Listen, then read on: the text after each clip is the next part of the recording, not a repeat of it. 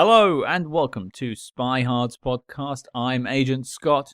And I'm Cam the Provocateur, strutting into a party to the White Stripes.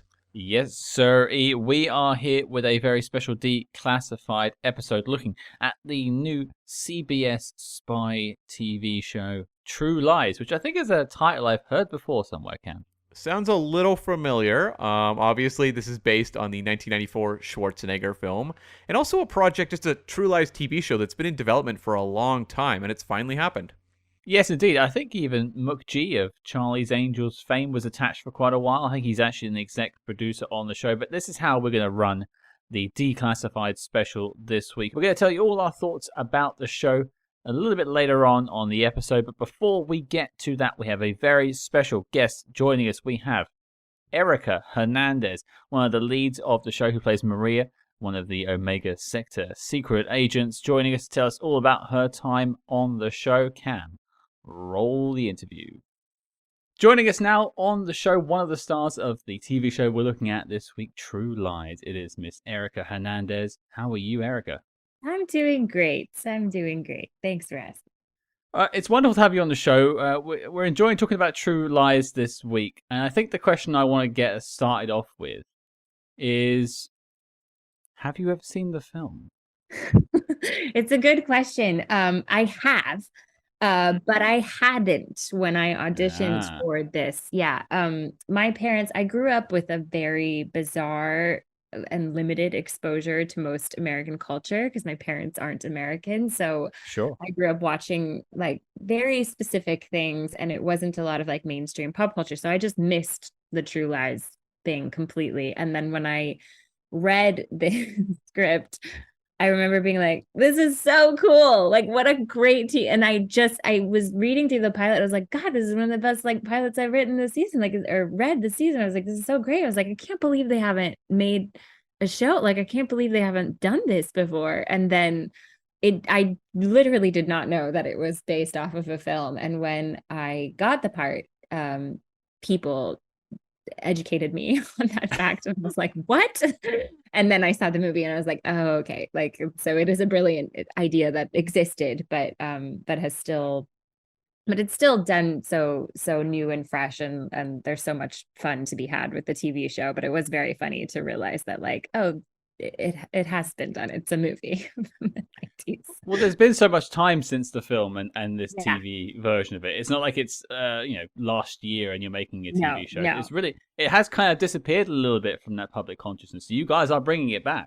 100%. Yeah. And it's not that, I mean, we're not just like, it's more the conceit of the show exists sort of in the of the movie exists in the framework of the show. But obviously it's, we liken it to sort of an homage to the film. But yeah, about 20 something years or more than that, right? 30 years, I guess, ish.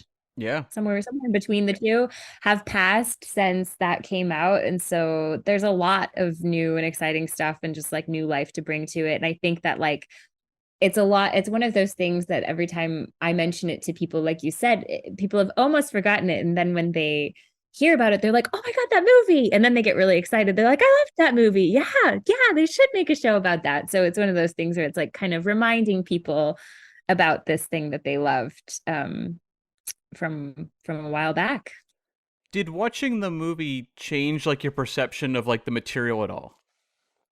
Not, I would say not really. I think I think it made me appreciate that I think it is like a really well done, sort of like inspired by show, so that because there were obviously elements that change, and then other things that they like, that little Easter eggs that are still there for really diehard fans. But I think like my biggest takeaway from the pilot, and one of the reasons I really loved it was like an action comedy, which you don't see just a whole lot of on TV, right? Because especially with like the amount of sort of explosions and crazy heists and things that are happening in something that involves spies, usually it's more relegated to either like a drama or a comedy or somewhere that is in between but doesn't have a ton of action, right?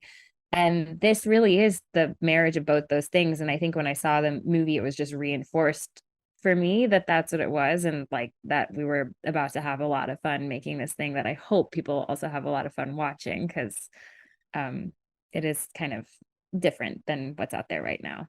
It definitely is. It definitely is. And speaking of spies, I Mhm. wanted to ask about sort of your casting a little bit and getting involved in the project. You said it was one of the best scripts you've read this sort of the pilot season as you were Yeah. going into it. Like, were they keeping it a secret? Was it all spy work getting the job? Great question.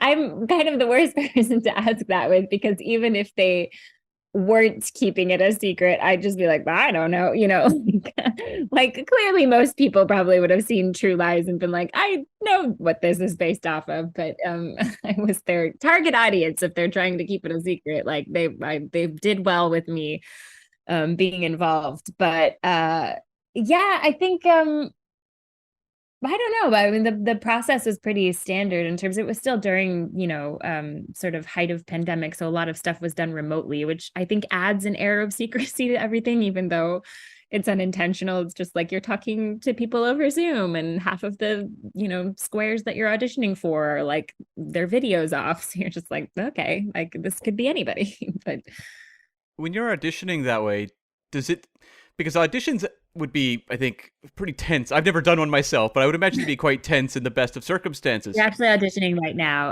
I have a script that, yeah, little do you know. I've already not gotten it. It's okay. I accept that. But does it feel kind of like more removed when you're auditioning through Zoom? Yeah, there's definitely, it is really bizarre because I mean, when you go into the room in person and you're there and you're talking to someone and sort of reading all of the gestures and all of the physical, intimate cues that you get off of somebody on how to adjust things, and just even being able to like shake someone's hand. I think the thing that's the most bizarre for me about Zoom auditions is that in-person auditions involve a waiting room, and there's someone who tells you like you're up next, or and then you go, and there's people that are contacting you at every step of the way. We're on Zoom right now, and like until you're on Zoom, but we're meeting whatever it is, 2:30 or something. So there's those like strange several minutes before your meeting that you're just like sitting in your desk chair or standing in front of a blank wall if you're an actor and auditioning for something, that you're like, I can't do anything, but I'm just in my home, like frozen in front of this computer, waiting for like the right moment to click join. And that part to me is so bizarre because it's like this weird moment of forced solitude that happens every time that you're auditioning, and it's happening right before you're about to see a whole bunch of people pop up. But it's like, it's such a strange thing to be like, okay, I guess I'll just stand here for 5 minutes and look at my computer screen, and is there anything I'm forgetting? And then you like drink too much water, and it just, if you're me, that'll be my nervous tick. It's just like hydration. I have two drinks next to me. That might say two things about There the you go. anxiety there. Now, looking at the show a little bit, your character of Maria, what was pitched to you? Did the character evolve at all before you got to shoot the pilot? Anything like that? Yeah, well, it did actually. Sort of the sides I think that we originally read with were kind of flipped from what ended up happening, just in terms of sort of personality type. I play a lot across a character called Luther, played by Mike O'Gorman, and we have a very sort of like sibling or like old couple-ish bickering, when you meet those like siblings that are always bickering, or these people that you're like, you've known each other for way too long and you're just constantly fighting over dumb stuff, right? Like that's our sort of sweet relationship on the show. And I think sort of the elements that played into like that relationship still very much exists that way, but I think the way that it was written was almost flipped initially, and then they sort of played around a little bit with like our backstories and our personality traits, and found a different groove from the pilot on. And it's fun to be a part of like a new show, right? Because there is a lot of collaborative process. They're obviously figuring out like what you are interested in doing, or what skills you can bring, or what little bits of your personality that they can work into it. Mike and I both come from like a improv comedy background as well, so like letting us have Rain occasionally to also play with that was really fun. So there's definitely a collaborative process. And I think over time, we've seen my character, the badass that she is, but also the layers that are underneath someone who presents so badass, which is fun. You know, what are the moments that she's not such a badass, and that's been fun to play with too. And one aspect I think is interesting is you said you caught up with the original movie, during the process before, getting before the camera. But I'm curious, you're playing a spy. Were you looking at any other things for research or for inspiration along the way? Yeah. So given my background that I mentioned, where my parents were, and at this point, it's not my parents' fault. I'm old enough that I could have got up, but I think I grew up in a household that was so like, oh, well, we're not really paying attention to too many pop culture things, that I just, I have certain shows that I watch, but I never really like caught up fully. And some of that occasionally is intentional, because then I'm like, I just get to be surprised and like bring my own stuff to things that I do. But Mike actually is like a huge diehard spy movie fan. Like, he loves all of it. And he was like, no, no, no, no, no. We are like educating you. I have a list of movies that we're going to go through. Like, you need to see. And it was, I mean, we ended up being quite busy with filming, but for a while, there was like a literal like Erica's education happening. So I saw, Lethal Weapon, the like movie from way back as well. I believe we watched a Bond film, I want to say, definitely Ocean's 11. I had seen the one with women, but I hadn't seen any of the other ones. So Right. he was like, let's take you back to the original. So we went through several. I watched a lot of, this isn't quite a spy movie, but I watched a lot of Keanu Reeves, John Wick, for just personally to sort of see like action stuff, because a lot of like stunt coordinators were huge fans of that, and we're like, this is really great to watch, for those reasons. So I did end up doing a little bit of research, somewhat forced upon me by my co-star, but it was really fun because it genuinely got me even more excited for something that I was already super stoked about, because it is such a like, also one of the cool things to discover, and I'm sure you guys talk about this all the time, but was how like the wide gamut of like spy types there are. You've got the heists, you've got the like people who are more about being in disguise and sort of like the mental gymnastics of what they're doing. Then there's the people that are super physical and way more action oriented, and like everything in between. And the fun thing about this show is that we can kind of play with all of those different like branching off spy genres. And seeing some of those movies, I was like, oh, there's so many places we can go with this. Like, this is so exciting. And so, I've definitely started going down that rabbit hole. Well, speaking of that, we've seen the first 4 episodes. We're not going to talk about any spoilers here or anything like that. But just looking at sort of your moments so far, obviously, I imagine you've shot the whole season at this point. What's some of your favorite moments you've been involved with without giving away spoilers? Maybe an action sequence or something like that you can tell us about. Yeah, well, I got to do some of my own stunts in terms of fighting, and that, because you're not actually ever making physical contact with someone really, if it's the sort of choreographed stunt fighting, there's something really exciting about the adrenaline rush you get while you're doing that, because it's ultimately harmless, but you're like really putting your full self into that. And I remember that day coming away going like, wow, that was cool. Like, I just felt so like, I felt like I'd run a marathon or something. It was just really like a huge endorphin high from like all these fake punches. But being one of the tactical spies on the team, my character does get to do quite a wide array of really fun, adventurous things that, the kid inside me is like, this is so cool. How much of a learning curve was it doing obviously all the weapons training, but also the physical stuff?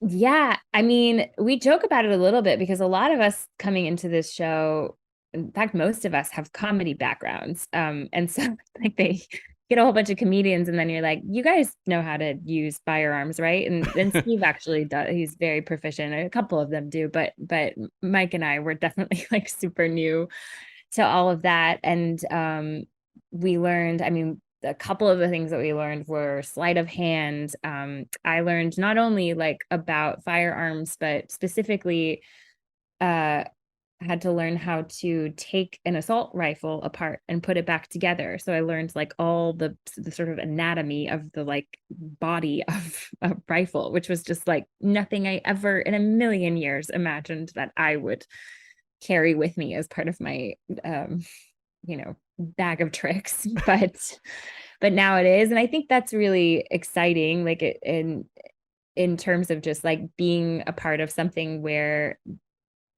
by proxy of the show being what it is, and spies needing to go undercover in a variety of different ways and be really proficient in many different areas, that like we're constantly going to be learning new skills to do this. And that to me is really exciting because I'm a student at heart. So like I love that stuff. I'm just like, yeah, I'll learn anything. Like, let's do it. Well, you mentioned your relationship with Mike O'Gorman's Luther on the show, which we won't spoil any coming later on down the line. But like, it's clearly like you two are paired together, and then you've got Steve and Ginger sort of paired together most of the time. Mm-hmm. Apart from, actually, I think first question would be, what was it like, sort of building that rapport with Mike? Had you worked with him before? Did you know him before the project?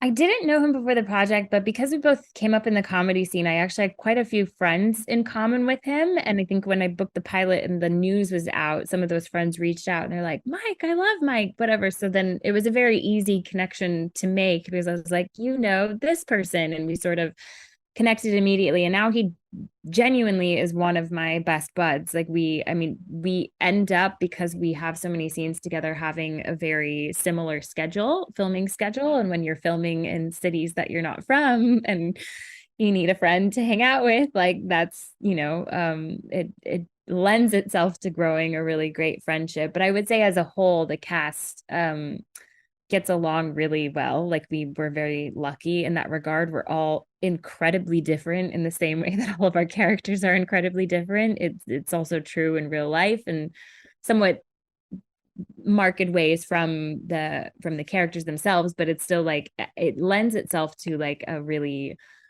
fun and like very, I don't know, cohesive friendship. Like we're very, like we all function sort of as brothers and sisters, and it's really nice to have that. That was something I really noticed watching the first 4 episodes, is that sometimes when you watch the first episode and then you continue on, you see how characters start to click with the actors, whereas it really felt pretty much from the beginning, you guys really were a pretty cohesive group. Yeah.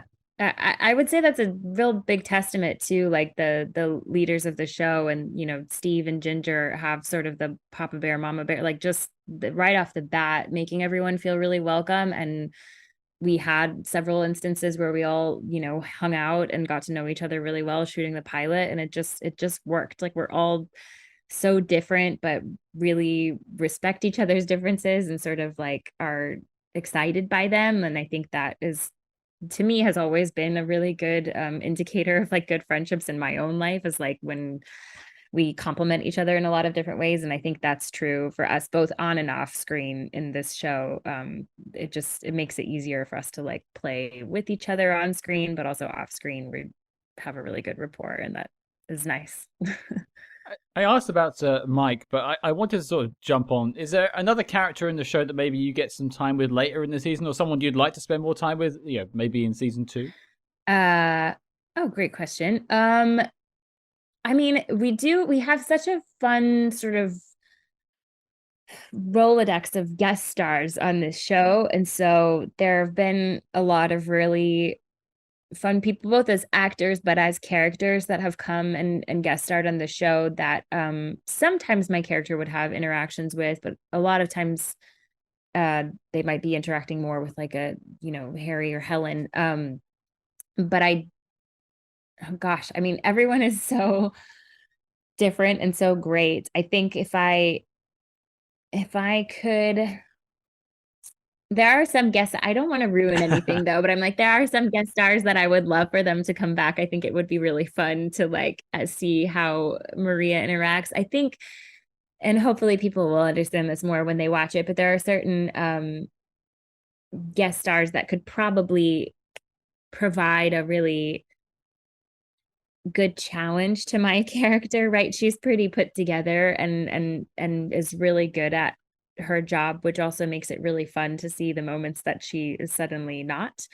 So opportunities for that, or like putting her up against people who maybe bring that out, is exciting to me. But this isn't totally answering your question, but I will just like mention it anyway, because the people that we did get to work with and had some occasional screen time with were like guest stars like Tom Arnold and Matt Lillard, and they're like both on and off screen just like really fun, awesome people, and like their characters are really great in this show, and they were just like so fun and gregarious. Like really, I think I really enjoyed that. I would love to, continue to work with them. Maybe that's the way to answer circle back. No, nicely done, nicely done. I was really took a lot of different side streets to get there, but it's all good. It's what we're here for. But I want to ask, you've entered the spy world now. We talk about spy movies all the time, and James Bond has his martini, George Smiley has his cup of tea. What is the signature drink for Maria? Oh, that's good. Well, if you talked to anyone on base camp, they'd probably be like, it's an oat milk latte. But I'd like to think that I'm like, if we're talking, our nighttime drink, for me, it's anything with mezcal. I'm a big mezcal girl. I love a sweeter cocktail than most people do. I think a lot of like my cohorts are probably like, less sweet the better, and I'm like, no, let's put as much fruit juice and delightful like flavors in there as possible with mezcal, and I'm good to go. I'm an appletini man, so I'm with you. Go. Yeah, exactly. Like, why not have fun? If you're gonna have a cocktail, have a cocktail. For it. Why not? One of the really genius casting decisions I thought was Beverly D'Angelo as the head of the agency. Charlton Heston played that role in the original. I thought it was such a fun pivot to have Beverly D'Angelo. I would like to know about just shooting scenes with her. She's incredible to watch. She has such like a sort of, even just her voice, like everything about her is like carries this sort of power and gravitas, which is so great because she's also has this like impeccable comedic timing, and it works so well for this role. We all get to work with her in these sort of group scene capacities, right? Because she's sort of she's the head of the Omega sector, and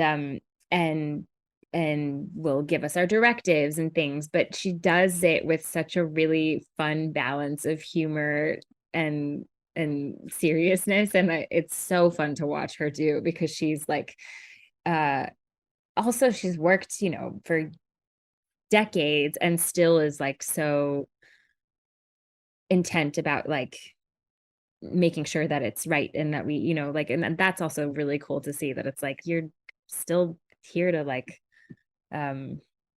give your all, your complete best, and it really shows. I mean, it's really fun to play off of her because she can just throw away a line, and it's like the comedic timing is just everything to have this like really powerful character who's just like in charge of these badass spies who, once they're around her, you think they might be hooligans the way that she talks to them. She's just like, well, it's fun seeing her back because she was a blast too in the movie Violent Night recently. So to have her back in two things so close together has been very exciting. Yeah. And that movie is a great example of like her ability to just like flip. I mean, she was great. And just sort of looking at we mentioned stunts a little bit, but you get quite involved with a lot of performances. Is there a favorite stunt that you've done so far? Yeah, I mean, anything where you get to sort of like, I don't know, almost zip line in on something or like jump onto something. Like, to me, all of that is so fun. It just felt like I was in an adult playground kind of.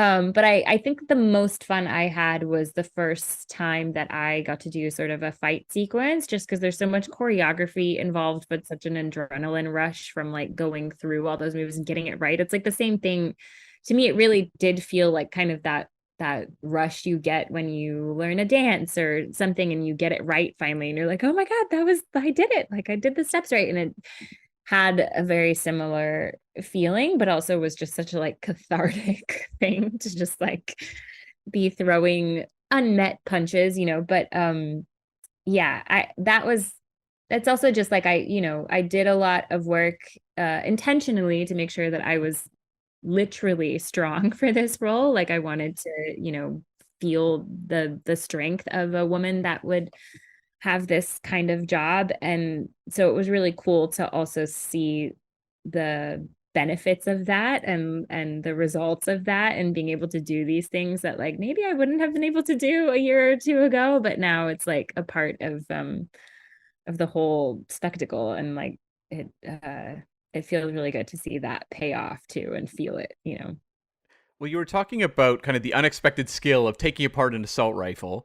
Yeah. And on the show, we get to see your character going undercover, playing different roles. Yeah. Is there any skill you'd like to maybe learn for an episode far off in the future? These are early days.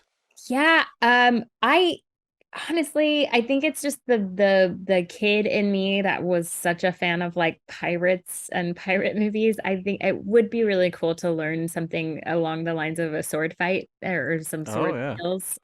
Yeah, I think I would be really into that for sure. Like fencing style or like Yeah, full, like swashbuckling?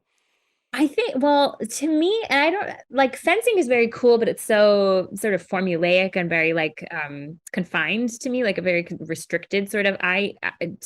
It's more fun, at least for me, to watch this sort of like messy, just like who's gonna win? Like, are they actually professional sword fighters, or is it just like a cool sort of sequence of people who are really fighting with everything they've got, using some sort of baton or sword like thing or a sword, but then turn out to be quite skilled? Like that to me feels more fun, just like how to. So, and I think like there's actually there's probably a term for this. I know that there's like the Shakespearean form is like rapier, and then there's fencing, and then there's something else, and probably the something else is what I'm talking about. Something just the sort of messy like sword fighting that didn't just a pirate. I just want to be a pirate, I guess.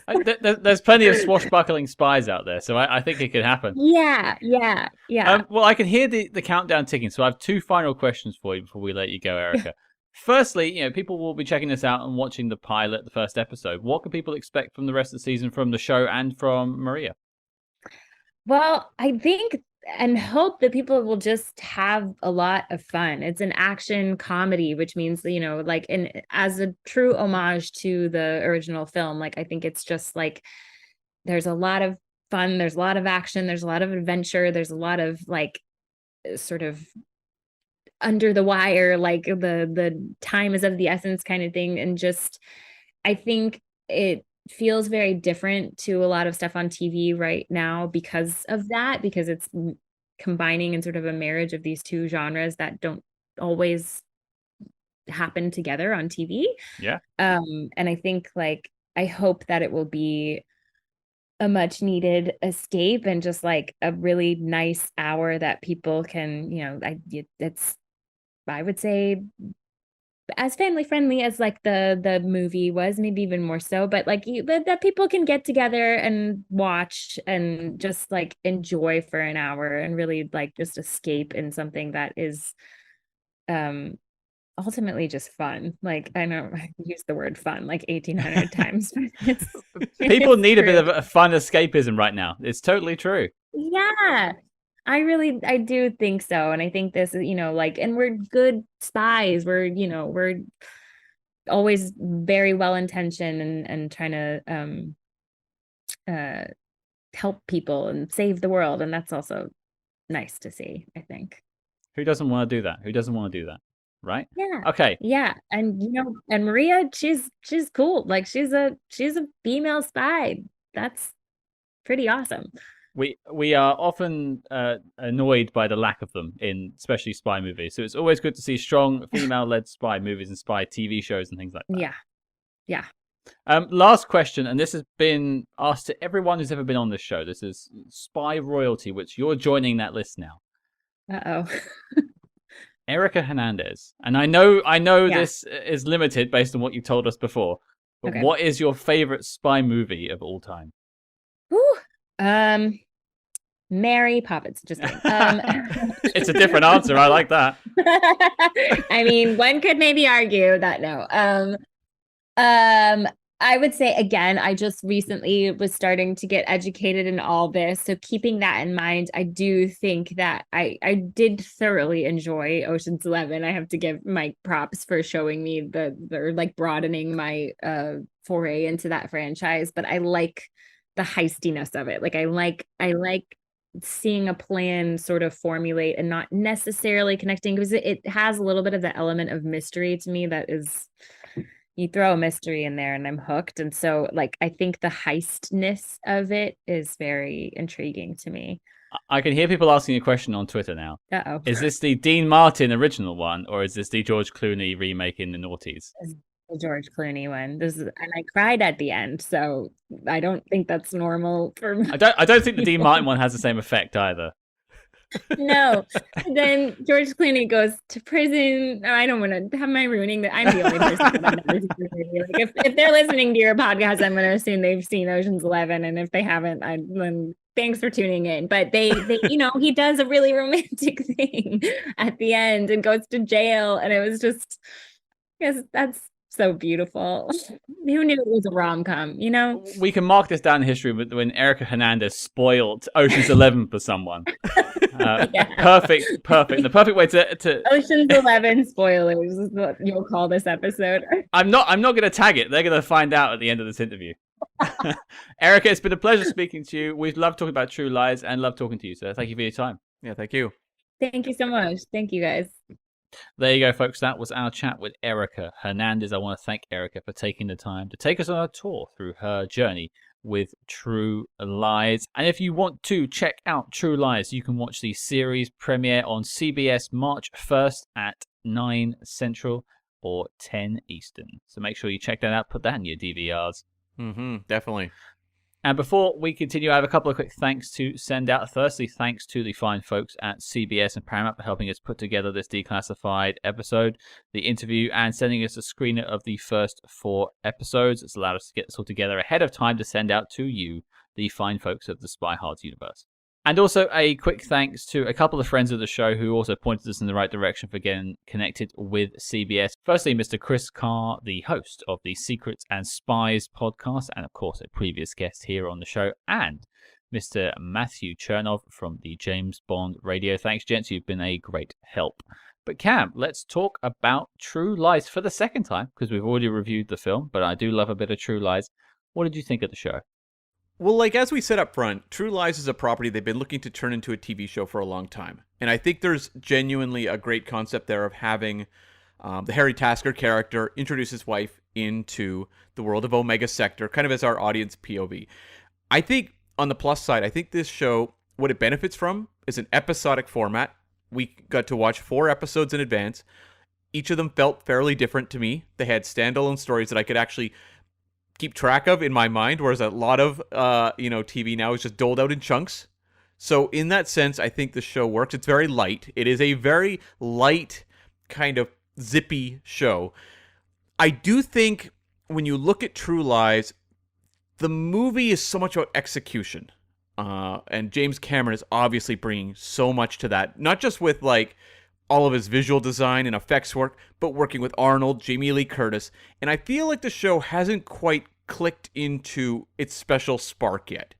And that's not necessarily uncommon for a new show, but I feel like this show, as I said, it's fast-paced, it's zippy, but it hasn't quite kind of found its reason to be yet. And I'm waiting for the storytellers to kind of find maybe some richer avenues for storytelling.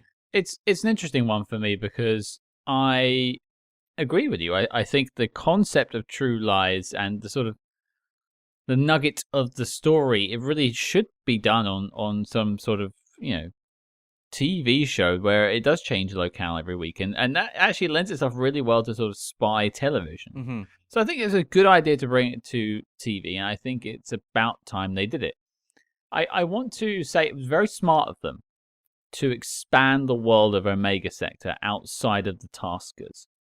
You know, we just spoke to Erica, and I think her character Maria and Mike O'Gorman's Luther sort of play like the secondary agents to the Tasker family. They were not; these are completely new characters to the sort of franchise, as it were. Adding them in, it's great. It gives them different people to bounce off of every week. Different dynamics can form within the group. We've only seen 4 episodes, so we've really not seen where they're going to go with it. Mm-hmm. I mean, it isn't a serialized story, but I'm sure there will be elements throughout, much like Helen's training is going on throughout the first few episodes and that sort of thing. I think that really works. I also think it's quite nice to just see a spy TV show that's more towards the action-orientated, like world of James Bond, for instance. There's a lot of spy procedurals on TV. You think of something like Slow Horses on Apple TV+. Great show. I've really been enjoying watching it, but it doesn't have that much of the way of explosions. It's not particularly punchy. It hasn't got that action spy flair that I tend to drift towards when it comes to my spy media. I historically on the show have trouble with more of the frosty, chilly, the spy who came from the cold, Le Carre-esque stuff. I like to go for my popcorn, bombastic storytelling, which I think this show delivers on. There's a lot of stunts in this. There's a lot of action. Doesn't really sit around and do character moments too much. It's more about propelling the story forward, and I think that all works for me. What I have trouble with this show is, I agree with you first, I don't think it's quite found its voice yet, but that happens when you are in the shadow of someone like James Cameron. Mm-hmm. The man casts a very long shadow alongside Arnold Schwarzenegger. The man is a mountain of a man, and it's no easy task. Steve Howey's taken up the role of Harry Tasker. Fair play to anyone who wants to step into those size whatever shoe Arnold Schwarzenegger wears. Yeah, no kidding. I mean, that is a tough ask. And also, Ginger Gonzaga, who I saw recently in She-Hulk, is stepping in for the Jamie Lee role. And I think one thing that was kind of smart of this show is that in terms of kind of recreating the movie True Lies, it does a very loose version of that in the first episode, and there's some Easter eggs for fans. You can look at the color scheme is very, 1994 True Lies. There's some bits and pieces like where they dive through a glass window where you're like, oh, of course, that reminds me of the movie. There's a shot in the movie just like that, or of the Helen character doing a dance in her lingerie in like a bedroom like Jamie Lee did. So there's like little nods here and there, a helicopter sequence, but it doesn't get bogged down in it, and it moves past it quickly. It really does feel when you watch episodes 2 through 4 that what the show's doing is not continuing to riff on the 1994 movie. It uses that as a launch pad, but it's very much its own energy. It does not really feel like the True Lies movie at all. It's much, as I said, like much more of like a almost like a colorful, fast-paced kind of action show. Back when I was younger, I used to watch something called The Action Pack, which was kind of like the syndicated series of action shows. They'd be things like Kung Fu: The Legend Continues, Time Tracks. I think there was one called like Viper about like cars that were basically kind of like a Knight Rider ripoff. I remember Viper. Yeah. Things like that. This kind of show feels to me something of a spirit with that kind of show. There's not a lot of depth or substance, but it's just about kind of like checking in with the characters and the actors you like and watching some action. And that's exactly in that pocket where one of our favorite TV shows, Star Trek, sat for a very long time. It's basically just hanging out with our favorite characters on a space adventure and dealing with moral ambiguities and stuff like that. I don't know if True Lies is going to be reaching for moral ambiguity so much, but that's fine. And I wrote down as a comparison, obviously you went for Viper, I wrote down the A-Team. Yeah. Very much like a group of heroes who are called to action every week in a different locale doing a different mission. And this is the sort of thing, I mean, I don't think they're going for 24 episode seasons anymore, but this is the sort of show I would have expected in the 90s to have a 24 episode season and get a 10 season run, because it has that sort of legs. It can just change that formula every week and mess around with its characters and put them in different situations. And introduce, guest stars who kind of take over the episode in a way. Like Erica mentioned it, Matthew Lillard is in the season, and his episode really does kind of stand out just because he's giving kind of a goofy, quirky performance, as Matthew Lillard is known to do. So I think that kind of energy works. One thing I think they really need to work on, though, is the supporting cast, because they're all game. So whether it's, the Maria character, the Omar Benson's Gib character, these are all capable actors. But the show needs to, I think, give them a little bit more of a platform to shine, because they're often kind of relegated to the back more than they should be. I really think this show could work even better if they really embrace their ensemble. I wouldn't be surprised, and I do agree with you, I wouldn't be surprised if there was some sort of episode later in the season where you get maybe Maria and Luther as your primary characters, and the taskers are left at the base doing a training simulation or something like that, or paperwork or something silly. And they have to go and do the mission themselves, perhaps with Omar Miller's Gib. That would make sense to me, and give them their platform. It happens, I don't want to mention Star Trek, but a lot of these shows who have sort of primary and secondary characters will always get that time to shine. I think of Scrubs is a good example. The first season's a lot of time spent with, JD and Turk, but by season 2 and 3, you're having episodes with, the lawyer Ted and the chief of medicine Kelso are the lead characters for the whole episode, because they know it allows them to expand the scope of what they can tell for stories. Mm-hmm. Yeah. And I mean, it's a challenge also for the show in that it is the sort of jet-setting spy story. And just given TV budgets, they're not jet-setting. They're not going around the world. So it's trying to recreate, international locations, obviously in California. I think it mostly did a good job of this. There's like a casino episode that I thought was kind of fun. I think that was probably my favorite of the first 4 that we got to watch. But I thought the episode 4, where it was kind of the threat to cause war, that one was a little shot on like Southern California kind of vibe. Well, I can tell you, it was actually shot in Toronto. Oh, there you go. Okay, there you go. That was all the location shooting. The studio shooting was done in Atlanta, Georgia. Okay, fair enough. Yeah, sorry to correct you, my friend. No. But I think the one thing I want to sort of take aim at, you've mentioned a couple of things in terms of criticisms. I think they haven't quite focused in and narrowed down the chemistry between Helen and Harry. Yes, I agree. I think they are on the right track.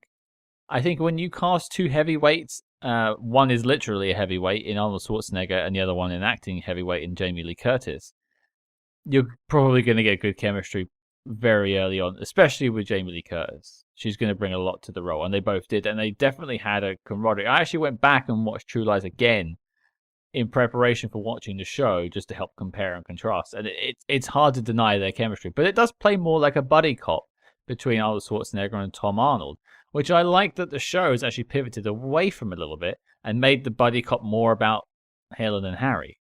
One of the things that's really strong about, the movie True Lies is just the chemistry between those two, as you said. And like, it has like a really kind of sexy romantic comedy vibe that comes in at a certain point and fuels much of the energy.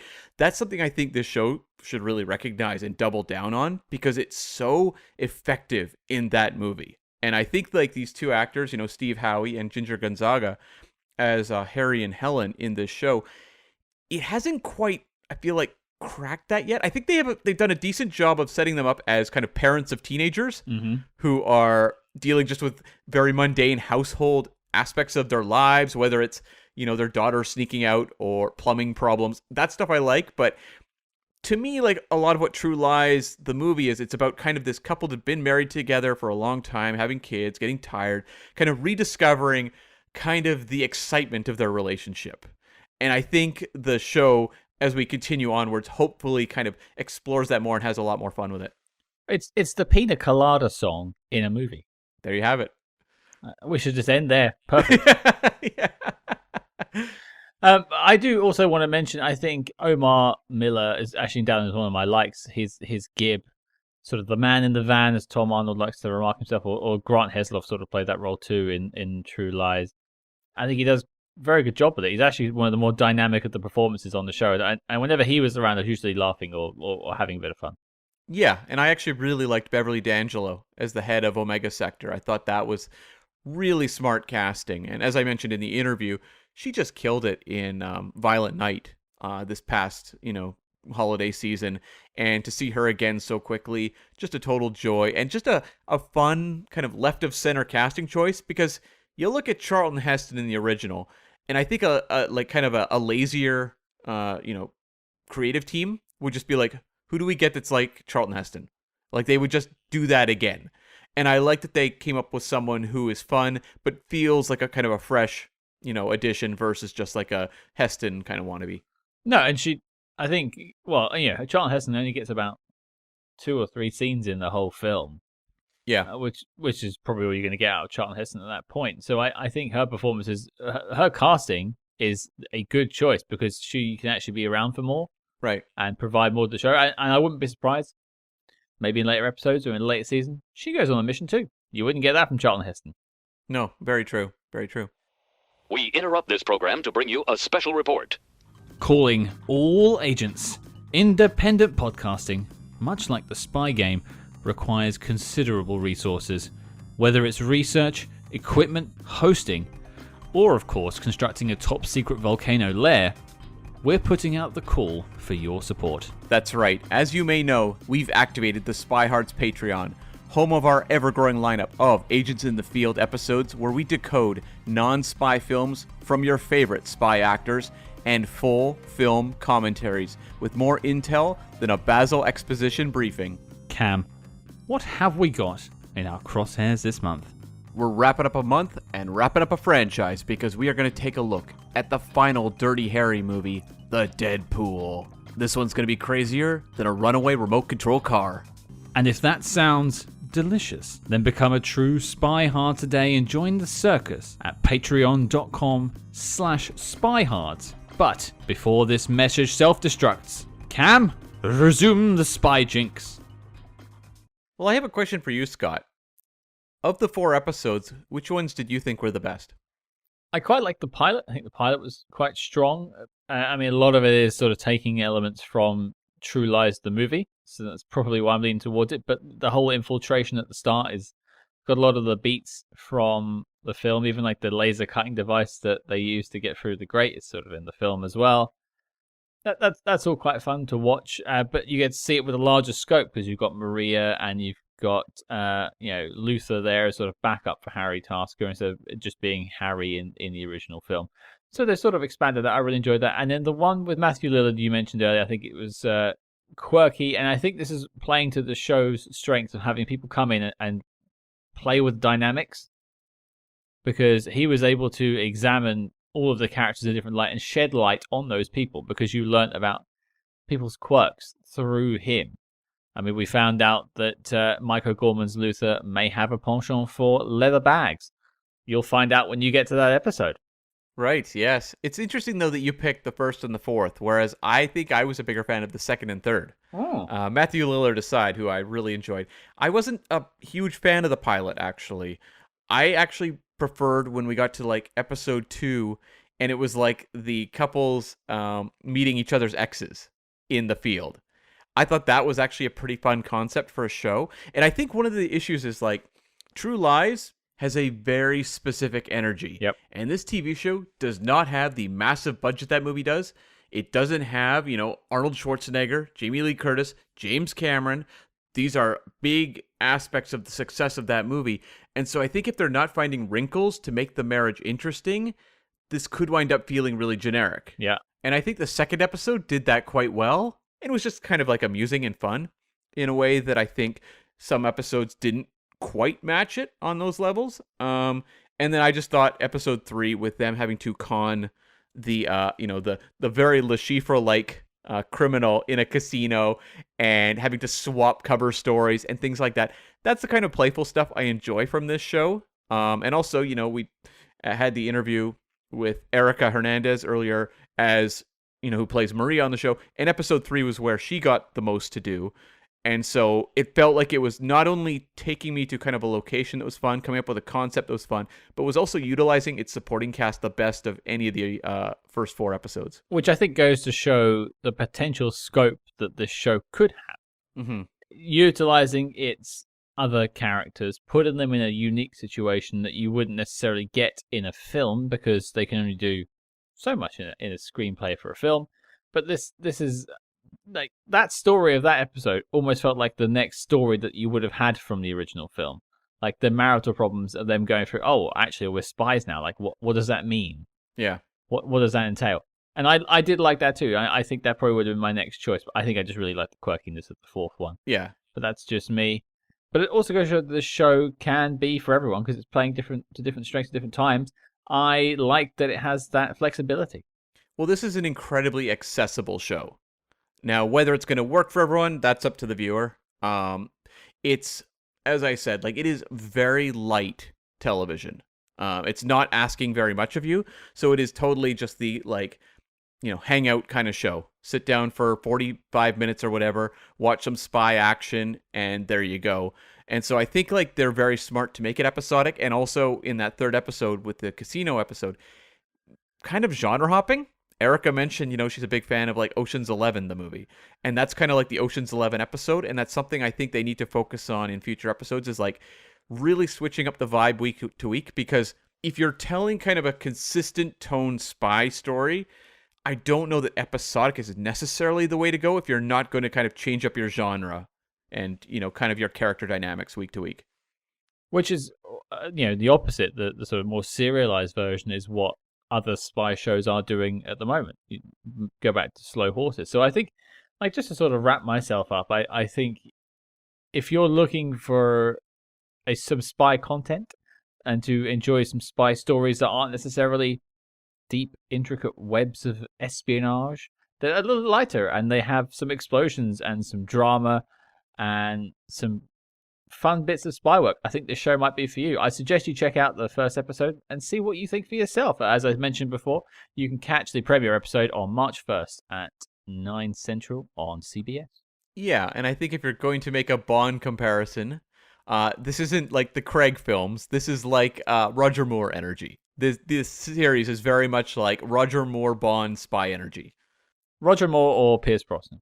Yeah, you know what? Some of the light comedic aspects of the Brosnan era for sure. Yeah. Absolutely. So there you go. That was our chat about True Lies. Let us know what you think of the show when you catch it on CBS. Let us know your thoughts. But Cam, the question goes to you, sir. What are we doing next week? Well, speaking of Bond, we are actually going to be jumping over to another Daniel Craig film, perhaps the biggest Daniel Craig film. We are going to talk about 2012's Skyfall. Yeah, I've been looking forward to tackling this one since we started our journey through the Daniel Craig James Bond films. We had a good time with the Casino. We had an even better time with Quantum. I wonder where Skyfall will fall when it comes to the knock list. Well, wait and see. Well, there you go, folks. Your mission, should you choose to accept it, is to check out Skyfall and join us next week. If you like what you heard on this episode, please consider leaving us a 5-star review wherever you get your podcasts. And do not forget to follow us discreetly on social media at SpyHards. That's SPYHARDS on Facebook, Twitter, and Instagram. But until next week, listeners, if you need us, you'll find us in the van.